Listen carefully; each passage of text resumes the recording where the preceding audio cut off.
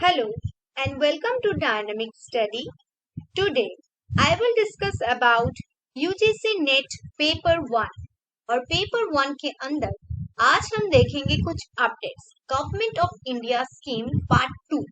Government of India के द्वारा क्या क्या स्कीम लॉन्च हुई है और वो किस बारे में है उसके बारे में ये वीडियो डिटेल्स में है। स्टार्ट करते हैं आज के लेक्चर को, देखते हैं। सो फर्स्ट स्कीम है आज का प्रधानमंत्री गरीब कल्याण योजना। इसको शॉर्ट फॉर्म में हम कहते हैं PMGKY। 2016 में ये लॉन्च हुआ है। ओके, सो इसको इंग्लिश में हम ट्रांसलेट करेंगे तो होगा prime ministers poor welfare scheme. मतलब गरीब जो इंसान है उनके कल्याण के लिए ये स्कीम लॉन्च की गई। Okay, is a scheme launch by Narendra Modi. ये नरेंद्र मोदी के द्वारा लॉन्च हुई है, led by Government of India in December 2016 on the lines of the Income Declaration Scheme 2016 IDS launched earlier in the year। Okay, so ये government of India का एक scheme है, नरेंद्र मोदी के द्वारा लॉन्च हुआ है 2016 के दिसंबर में। ये किस विषय में है? Income declaration scheme. मतलब लोगों का जो इनकम है वो बहुत गरीब है, उनको एक डिक्लेरेशन प्रोवाइड कर रहे हैं कि उनका इनकम इतना है तो उनके लिए क्या क्या कर सकते हैं। ओके, सो इसको हम शायद शॉर्ट फॉर्म में कहते हैं इनकम डिक्लेरेशन स्कीम को IDS। ये लॉन्च हुआ था। Okay, so apart from of the taxation law second amendment act 2016, ये taxation law second amendment act 2016 के द्वारा the scheme provides an opportunity to declare unaccounted wealth and black money in confidential manner and avoid prosecution after paying a fine of 50% on the undisclosed scheme।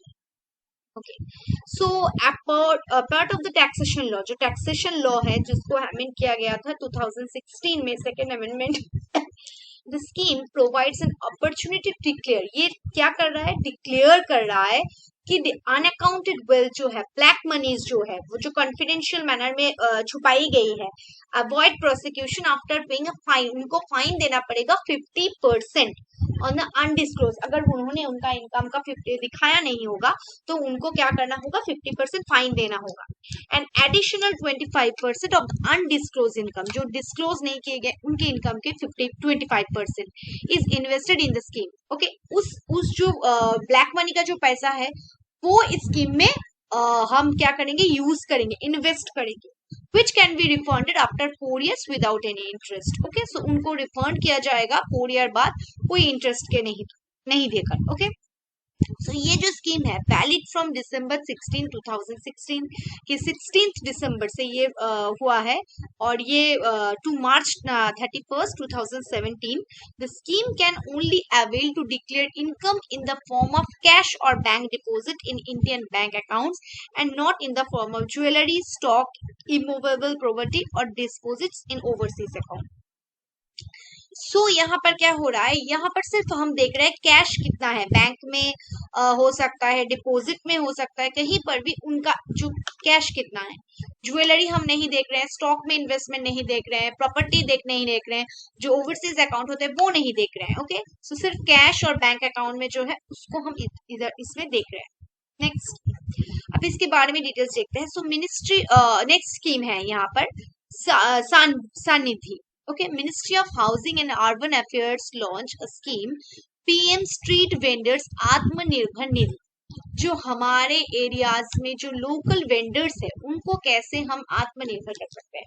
सो ये जो scheme है ये launch किया गया था ministry of housing and urban affairs के द्वारा। Okay, so ये इसको हम कहते हैं PM स्ट्रीट वेंडर। जो स्ट्रीट वेंडर्स है उनको कैसे आत्मनिर्भर कर सकते हैं, इसको हम शॉर्ट फॉर्म में कहते हैं PM सानिधि। ओके, सो ये स्कीम क्या कर रहा है? To empower the street vendors. जो स्ट्रीट वेंडर्स है हमारे लोकल एरियाज में उनको एम्पावर कर रहे हैं, पावर प्रोवाइड कर रहे हैं, पैसे दे रहे हैं, but by not only extending loans to them. सिर्फ लोन नहीं दे रहे हैं but also their holistic development, उनका इकोनॉमिक अपलिफ्टमेंट, उनको कैसे उनका टोटल अपलिफ्टमेंट कैसे हो सकता है, उसको कैसे समझ आएगा कि बिजनेस कैसे कर सकते हैं, इकोनॉमिक अपलिफ्टमेंट करना, टोटल उनका डेवलप करना, उनका जो इकोनॉमिक कंडीशन को इम्प्रूव करना। The scheme intends to facilitate collateral free working capital loans up to INR 10,000 of 1 year 10 year. Okay, so the scheme ये क्या कर रहा है, इंटेंड कर रहा है फैसिलिटेट करेगा, उनको फ्री वर्किंग कैपिटल लोन्स देगा, मतलब एक साल में 10,000 1 ईयर 10 ईयर में, टू अप्रोक्सीमेटली 10,000 से शुरू कर 50 लाख तक उस स्ट्रीट वेंडर्स को मिलेगा, to help resume their business. उनका जो कोविड के टाइम पे क्या हुआ था कि बिजनेस पूरा बंद हो गया था, तो उनको 10,000 से 50 लाख तक उनको लोन मिलेगा, उससे क्या होगा, वो बिजनेस कर पाएंगे। Okay, to help resume their business, उनके बिजनेस को फिर से रिवाइव करना, फिर से जीवित करने के लिए अर्बन एरियाज में, इंक्लूडिंग सराउंडिंग पेरी अर्बन या रूरल एरियाज, मतलब रूरल एरियाज में भी, अर्बन एरियाज में, या प्री अर्बन जो एरियाज है वहां पर जो लोग स्ट्रीट वेंडर है, जो लोग काम करते हैं, उनका जो पोजीशन है वो कोविड के दौरान बहुत खराब हो गई थी, तो उसको सिचुएशन से उनको निकालने के लिए, उनको लोन सिर्फ नहीं, उनके इकोनॉमिक डेवलपमेंट के लिए ये स्कीम लॉन्च हो गया था। सो ये स्कीम जो लॉन्च हुआ था 2020 का ये स्कीम है। ओके, नेक्स्ट देखते हैं। अब नेक्स्ट है द गरीब कल्याण रोजगार अभियान। सो ये है गरीब कल्याण रोजगार। Okay, so the government of India launch गरीब कल्याण रोजगार अभियान GKRA। ओके, सो इसको हम शॉर्ट फॉर्म में कहते हैं GKRA। सो ये स्कीम भी गवर्नमेंट ऑफ इंडिया का द्वारा लॉन्च हुआ था। So initiative to tackle the impact of कोविड-19 ऑन श्रमिक माइग्रेंट वर्कर्स इन इंडिया। जो कोविड-19 के वजह से क्या हुआ कि माइग्रेंट जो वर्कर्स थे उनका काम चला गया था, उनके पोजीशन को इम्प्रूव करने के लिए, उनके जो पोजीशंस है उसको रिवाइव करने के लिए ये स्कीम लॉन्च हुआ है। ओके, गवर्नमेंट ऑफ इंडिया के द्वारा। It is a rural public worker scheme which was launched on 20 June 2022 with an initial funding of 50,000 crore US dollar में है 6.6 बिलियन। सो क्या हुआ था यहाँ पर, ये रूरल पब्लिक जो गांव में जो लोग हैं वर्कर्स, उनको काम देने के लिए ये हुआ है। ओके, उनके इनकम का एक व्यवस्था करने के लिए। सो रूरल पब्लिक वर्कर स्कीम के है ये 20 जून 2020 में लॉन्च हुआ था। इनिशियल फंडिंग है इसका, फर्स्ट स्टेप में गवर्नमेंट ऑफ इंडिया ने इसमें कितना इन्वेस्ट किया था, 50,000 करोड़ रुपीस। ओके, सो GKRA मतलब जो गरीब कल्याण योजना, इसका एम क्या है, to give 125 days of employment to 6,70,000 migrant workers. जो 6,70,000 माइग्रेंट वर्कर्स को 125 डेज एम्प्लॉयमेंट काम देना, उनको एक काम देना जिससे कि वो एम्प्लॉयड हो सके। Approximately 2/3 of the total migrant labour, जो टोटल माइग्रेंट लेबर है उनके 2/3 को मिनिमम थोड़ा सा काम देना 125 दिन के लिए minimum. okay, of the total migrant labor force that they has gone back to the rural areas। जो रूरल एरियाज में पहुंच गए हैं, उनके पास कोई काम नहीं है, उनको ये काम देने के लिए ये स्कीम लॉन्च हो गई। So this scheme covers 116 districts in 6 states। Mainly 6 state में ये फोकस किया गया है और 116 डिस्ट्रिक्ट इसमें अंदर है। कौन से स्टेट है, बिहार, यूपी, मध्य प्रदेश, राजस्थान, उड़ीसा एंड झारखंड। इन सारे जैसे पुअर जो स्टेट्स हैं, पीछे जो स्टेट है, बैकवर्ड स्टेट्स हैं, उनके लिए ये स्कीम लॉन्च हुआ है। The scheme is a joint effort by the 12 different ministries. So ये जो स्कीम है एक जॉइंट एफर्ट है, 12 मिनिस्ट्रीज के अंदर है। क्या क्या है, department of rural development, department of drinking water and sanitation, ministry of road transport and highway, ministry of Panchayati Raj, department of telecommunication, Department of New and Renewable Energy, Ministry of Railways, Ministry of Mines, Department of Agriculture, Research and Education, Ministry of Environment, Forest and Climate Change, Ministry of Petroleum, Ministry of Defense। So ये total इसके अंदर ministries है। Okay, so departments and cover 25 categories of workers और activities जो लोग 25 तरह के लोगों के जो काम करते हैं, मतलब कोई किसी टाइप का, बहुत टाइप का लेबर्स होता है, कोई कारपेंटर होता है, कोई फार्मर होता है, कोई कुछ और काम करता है। सो 25 कैटेगरीज के वर्कर्स के लिए ये टोटल स्कीम किया गया है। नेक्स्ट स्कीम देखते हैं आज का। नेक्स्ट है द वन धन योजना और वन धन स्कीम। ओके, वन धन scheme. a component of the mechanism for marketing of minor forest product. जो minor forest product है उसको marketing करने के लिए, so ये वन धन मतलब वन को protect करने, वन के लिए, वन से हम कैसे income कर सकते हैं इसके लिए एक योजना है वन धन scheme. Okay, so mechanism for marketing of minor forest product जो है through minimum support price, जो है minimum support price में, and development of value chain for MPF. Okay, so minimum support price उनके लिए प्रोवाइड करना, value chain provide करना, मतलब आप वन से कोई चीजें आपका बेच रहे हैं तो उनके लिए आपको एक मिनिमम प्राइस देना पड़ेगा. ओके, वाज लॉन्च ऑन 14 अप्रैल 2018 में ये लॉन्च हुआ था. इम्प्लीमेंट किसके द्वारा हुआ था? By TRIFED as the nodal agency of the national level. The One Dhan Startups is a well thought master plan for the socio-economic development of the tribal population of the country. इसको implement किया था TRIFED ने, जो national level पर इसका nodal agency है.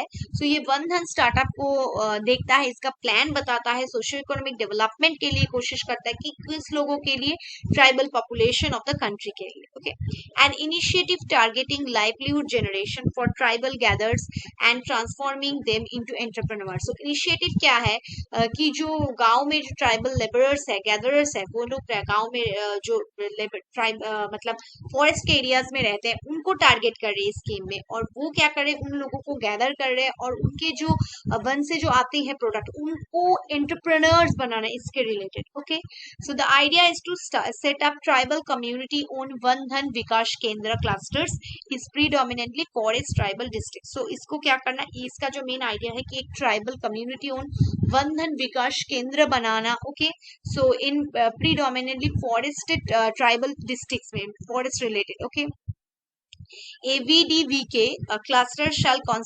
constitute of 15 tribal SHGS Bandhan Kendras, each comprising of 20 tribal NTFP gathers or artisans, is about 300 beneficiaries per cluster. So ये VDVK cluster shall consist 15 tribal है इसके अंदर, बंधन केंद्रस, each comprise 20 tribal है, यहाँ पर artisans है, 300 beneficiaries per cluster. Okay, 100% central government funded with TRIFED provided 15 lakhs for each 300 members of One Dhan Kendra cluster. So 100% central government इसको fund provide करता है इसके related, और 15 lakhs for each 300, हर जो 300 मेंबर्स है बंधन केंद्र के उनके लिए 15 लाख रुपए इसको प्रोवाइड किया जाएगा. नेक्स्ट स्कीम देखते हैं आज का. okay. अब है फेम इंडिया स्कीम. ये फेम इंडिया स्कीम क्या है? So FAME India scheme is an initiative scheme that encourages the adoption of electric and hybrid vehicles. जो हम इलेक्ट्रिक बाइक चलाते हैं, इलेक्ट्रिक कार चलाते हैं, उसको प्रोवाइड करना, उसको बढ़ावा देना. सो फेम इंडिया स्कीम एक ऐसा इनिशिएटिव है जो अडॉप्ट करता है, इनकरेज करता है जो इलेक्ट्रिक हाइब्रिड व्हीकल्स है उनको प्रमोट करने के लिए. So the full form of FAME India scheme is faster adoption and manufacturing of electric and hybrid vehicles in India. So ये आपको full form याद रखना चाहिए. Faster adoption and manufacturing of electric vehicles, electric and hybrid vehicles. जो electric vehicles है, गाड़ी चल रहे हैं, टोटो जैसे चीजें या बाइक या कार्स इलेक्ट्रिक, उनको फास्ट मतलब उनको जरा बढ़ावा देना. Okay, manufacturers and infrastructure providers of electric vehicle receive this incentive in the form of subsidies. So manufacturers जो है and infrastructure providers जो है of electric vehicles रिसीव करते हैं this incentive in the form of subsidies. Subsidy के form में ये लोग रिसीव करते हैं. Fame India scheme is a part of the national electric mobility mission plan and was launch by the ministry of heavy industries and public enterprises. So manufacturers and infrastructure providers, जो manufacturers and infrastructure providers है electric vehicles, receive करते हैं इस type के incentives in the form of subsidy के तौर पर. Okay, FAME India scheme is a part of the national electric mobility mission plan. So ये national electric mobility mission plan का अंडर है और ये लॉन्च होता है ministry of heavy industries and public enterprise के द्वारा. सो ये फेम इंडिया स्कीम को ऑपरेट किया गया है 2 फेजेस में. ओके, फर्स्ट फेज क्या है? The first phase of PM India scheme started हुआ था 2015 में and was functional till 31st मार्च 2019 तक। तो फर्स्ट फेज इसका जो स्टार्ट हुआ था 2015 में और ये कब तक चला? 31st मार्च 2019 तक। और सेकेंड फेज जो है वो हुआ था start April 2019 and it will be continue to till 31st March 2022। So ये जो सेकेंड फेज है ये अप्रैल 2019 में स्टार्ट हुआ था एंड 31st मार्च 2012 तक चल रहा है। Okay, next the note government has decided to further extend fame India scheme को पार्ट 3 में भी लाएंगे, फेज 3 में भी लाएंगे। कब से? टिल फेज 2 टिल इसको सॉरी मैंने जो कहा कि फेज 2 को ये 2022 से एक्सटेंड करके 2024 के 31 मार्च तक कर देंगे। तो गवर्नमेंट ने डिसाइड किया है ये जो 2022 तक फेज 2 चल रहा था इसको एक्सटेंड करके 31 मार्च 2024 किया जाएगा। नेक्स्ट देखते हैं। नेक्स्ट है पीएम ई विद्या स्कीम। ये क्या स्कीम है? ये लॉन्च हुआ था under the one nation one digital platform with the objective of protecting the education of children during कोविड-19 पैंडेमिक। सो ये जो स्कीम है ये 2020 में लॉन्च हुआ था कोविड-19 के द्वारा। सो पीएम ई विद्या जो स्कीम है लॉन्च हुआ था one nation one digital platform, एक देश और एक ही डिजिटल प्लेटफॉर्म होगा इसके अंदर। यहाँ पर क्या फोकस किया जा रहा था? जो एजुकेशन है चिल्ड्रन के उनको प्रोटेक्ट करने के लिए। ओके, सो ये जो स्कीम है announced by the finance minister Nirmala Sitharaman on May 18, 2022। 2022 को May 18 में ये स्कीम जो है लॉन्च हुआ था, अनाउंस्ड हुआ था फाइनेंस मिनिस्टर निर्मला सीतारमन के द्वारा। On 31st May 2020, the top 100 universities were permitted to automatically start online courses via PM E-Vidya scheme. So यहाँ पर क्या किया गया? The top 100 universities जो है इंडिया के अंदर, so उनको परमिट किया जाएगा ऑटोमेटिकली वो ऑनलाइन क्लासेस स्टार्ट कर सकते हैं PM E-Vidya स्कीम के द्वारा। तो ऑनलाइन क्लासेस स्टार्ट हो रहा है। Okay, the finance minister also mentioned that Swayam Prabha DTH channel would support students who do not have any access to internet। और ये finance minister ने कहा था कि स्वयं प्रभा जो चैनल है DTH channels वहां पर भी ये डिजिटल क्लासेस प्रोवाइड किए जाएंगे जिससे जिनके पास इंटरनेट नहीं है उनके लिए। Along with the Diksha and e-content and QR embedded book for all classes, the PM E-Vidya scheme also have followed programs. So along Diksha जो पोर्टल है e-content प्रोवाइड करेंगे, QR embedded book प्रोवाइड करेंगे सारे classes के लिए इसके अंदर। For those studying in the 12th grade, जो 12th grade में पढ़ रहे हैं, TV channel called 12th One Class was launched। इसके लिए 12th grade के लिए TV channel एक क्रिएट किया गया था, वो था 12th One Class को लॉन्च हुआ। The government would also ensure that visually and hearing impaired students are accommodated by specialized e-content and radio broadcast। जो देख नहीं पाते हैं, विजुअली जो मतलब और सुन नहीं पाते हैं उनके लिए अलग कुछ स्पेशलाइज्ड e-content प्रोवाइड करना या रेडियो ब्रॉडकास्ट प्रोवाइड करना। Okay, the government carried out this effort so that there would be no impact on the education of students when the country is wide lockdown was imposed। जो all over the India का lockdown था तब education hamper ना हो इसके लिए ये scheme launch किया गया। नेक्स्ट स्कीम देखते हैं। अब हम जानेंगे सेंट्रल स्पॉन्सर स्कीम किसे कहते हैं। So central sponsor schemes are schemes that are implemented by the state government, जो स्टेट गवर्नमेंट के द्वारा इम्प्लीमेंट होता है of India but are largely funded by the central government with definite state government share। So central sponsored में central कुछ portion sponsor करता है, मतलब सेंसर कुछ स्पॉन्सर कर रहा है, बाकी स्टेट गवर्नमेंट स्पॉन्सर कर रहा है और ये जो इम्प्लीमेंटेशन का काम है वो सारा करेगा state government. Okay okay, next देखते हैं सम एग्जांपल्स। ऐसा कौन सा है जैसे कि Mahatma Gandhi national rural employment guarantee act, जैसे MGNREGA, प्रधानमंत्री ग्राम सड़क योजना, ये सारे स्कीम जो है वो सेंट्रल गवर्नमेंट कुछ स्पॉन्सर करेगी पैसे देकर, वो 80% भी 50% भी दे सकता है, लेकिन सेंट्रल गवर्नमेंट प्रोवाइड करेगी हाफ या हाफ से ज्यादा और बाकी प्रोवाइड करेगी स्टेट गवर्नमेंट और इम्प्लीमेंटेशन का काम करना होगा स्टेट गवर्नमेंट को। नेक्स्ट सेंट्रल सेक्टर स्कीम क्या है? यहाँ पर क्या होता है 100% funded by the union government and implement by the central government missionary. ये जो स्कीम है ये सारी स्कीम 100% यूनियन गवर्नमेंट पैसे भी खर्च करेगी और इसके लिए उसको इम्प्लीमेंट भी सेंट्रल गवर्नमेंट के मिशनरीज के द्वारा ही किया जाएगा। Okay, in centrally sponsored scheme, जिसको हम शॉर्ट फॉर्म में CSS कहते हैं, a certain percentage of the funding is borne by the states and implemented is by the state governments. इन कुछ कुछ सेंट्रल स्पॉन्सर स्कीम में क्या होता है, बहुत certain percentage of the funding states के द्वारा लिया जाता है और इम्प्लीमेंट कुछ कुछ क्षेत्र में क्या होता है, स्टेट गवर्नमेंट को करवाने के लिए दिया जाता है।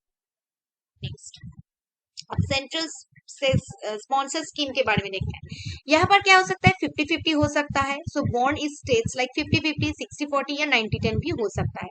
मतलब सेंट्रल गवर्नमेंट 50 दे सकता है, स्टेट गवर्नमेंट 50, सेंट्रल गवर्नमेंट 60 और स्टेट गवर्नमेंट 40। कभी कभी ऐसा भी देखा जाता है सेंट्रल गवर्नमेंट 90% खर्च कर रहा है और state government 10। Mainly formulated on the subject of state list, ये स्टेट लिस्ट के अंदर है। और ये फंडिंग रूट जो है वो है transfer directly to state, state के पास पैसा दिया जाता है, या डिस्ट्रिक्ट लेवल में ऑटोनोमस बॉडीज के पास, या इम्प्लीमेंटिंग एजेंसीज को डायरेक्ट सेंट्रल गवर्नमेंट पैसे देती है और यह स्टेट गवर्नमेंट इम्प्लीमेंट करता है। और सेंट्रल सेक्टर में स्कीम में क्या होता है, 100% यूनियन गवर्नमेंट इसको इम्प्लीमेंट करता है और इम्प्लीमेंट भी इस सेंट्रल गवर्नमेंट करता है। Mainly format on the union list के अंदर ये आता है। और ये स्कीम का जो डायरेक्टली इम्प्लीमेंटेशन है वो इन स्टेट्स भी हो सकता है, यूनियन टेरिटरीज, कहीं पर भी जहां पर अप्लाई करे वहां पर डायरेक्टली अप्लाई हो रहा है।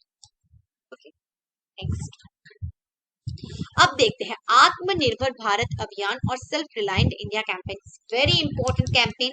ये जो स्कीम है is vision of new India, ये नया भारत का एक सपना है कि भारत को independent banana. In the year 2020, Prime Minister released a circulation called the Nation Giving Kick Start to the Atmanirbhar Bharat Abhiyan Self-Reliant India campaign and announced the special economic and comprehensive package of India INR rupees 20 lakh crore equivalent to 10% of the India's GDP.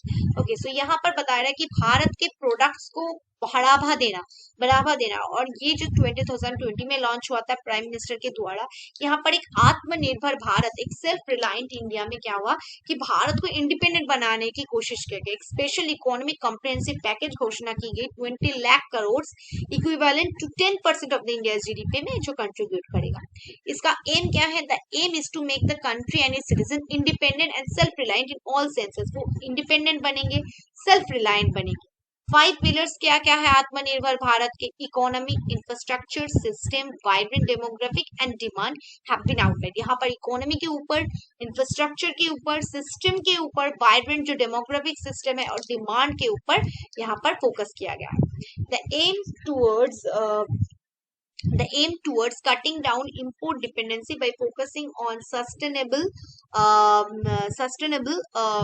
जो चीजें हैं, मतलब यहाँ पर जो main focus है कि dependence करना, सब्स्टिट्यूशन में किसी के ऊपर डिपेंड ना करना, while improving safety compliance and quality goods to gain global market। मतलब आप दूसरे देश से नहीं ले रहे हैं प्रोडक्ट, दूसरे देश से ना खरीद के आप अपना प्रोडक्ट को बढ़ावा दे रहे हैं ग्लोबल मार्केट में, क्वालिटी अच्छा करके। Next, the self reliance signifies neither any exclusion or isolation strategies but involves creation a helping hand to the world. Whole world को हेल्प करना, यहाँ पर कोई हम अलग नहीं हो रहे हैं कि प्रोडक्ट नहीं ले रहे हैं, आइसोलेट नहीं हो रहे हैं। Okay, so the mission focuses on the importance of promoting local products के ऊपर यहाँ पर ज्यादा फोकस की गई है। अलॉन्ग विद आत्मनिर्भर Bharat mission, the government took several bold reforms such as supply chain reforms for agriculture में, rational tax system में, simple clear laws में, capable human resource and strong financial system में, which will help in achieving self reliance in faster way।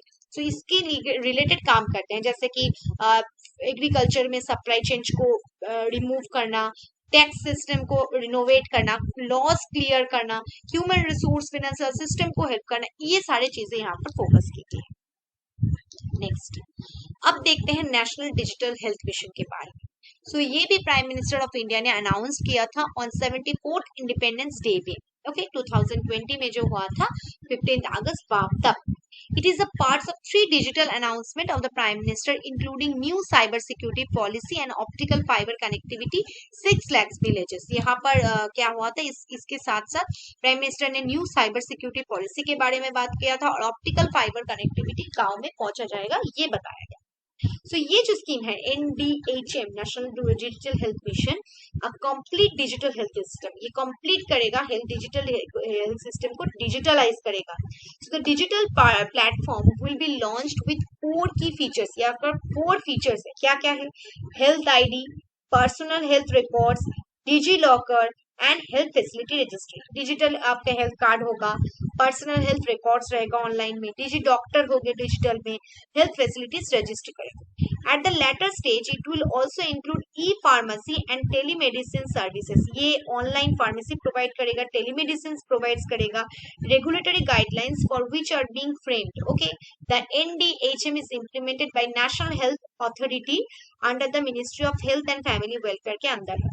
So national health authority जो है also implement agency for Ayushman Bharat से भी related है. So the platform will be available in the form of app and website. किसी भी तरफ से रह सकता है. ये जो digi doctor option will allow doctors from across the country to enroll their details including their contact numbers if they want to provide them. मतलब ऑनलाइन वो डॉक्टर कहीं से भी उनका नाम अप्लाई प्लेटफॉर्म में रख सकते हैं और कहीं से भी वो देख सकते हैं पेशेंट को. So the doctors will also assign digital signatures for free, which can be used where writing prescription. Online में वो free में ये काम करेंगे. It will be voluntary for the hospitals and doctors. Okay, ये voluntarily काम होगा. और हेल्थ ID क्या प्रोवाइड किया जाएगा? मतलब एक आपके पास हेल्थ कार्ड होगा. National digital health ID will be depository of health related information. Every Indian का यहाँ पर रहेगा. वेरियस हेल्थ केयर प्रोवाइडर्स होगा such as hospital, laboratories, insurance companies, online pharmacies, telemedicine will be expected to participate in the health system. यहाँ पर सारे जो online pharmacies है, टेलीमेडिसिन है, यहाँ पर पार्टिसिपेट करने के लिए बताता है. So every patient who wishes to have their health records available, digital में रखना चाहते हैं, उनके पास यूनिक हेल्थ रिकॉर्ड ID होगा. सो वो बेसिक डिटेल्स अपने मोबाइल आधार से वो कनेक्ट कर सकते हैं. ओके, ये एक डिजिटल कार्ड की तरह होगा. मतलब each digital ID will be link to health data consent manager के साथ रिलेटेड होगा, which will be used to seek patient consent and allow for seamless flow of health information. Personal health records वो उनके permission से लिया जाएगा. यहाँ पर हम जान पाएंगे हॉस्पिटल, डायग्नोसिस, लेबोरेटरीज, फार्मेसीज के बारे में. वॉलंटरीली इसके बारे में हेल्थ ID में आप सब कुछ जान पाएंगे. So that is the scheme of national digital health mission. So आज मैंने बहुत सारे स्कीम्स के बारे में बताया. नेक्स्ट वीडियो में मैं और स्कीम्स के बारे में आपको अपडेट कर दूंगी.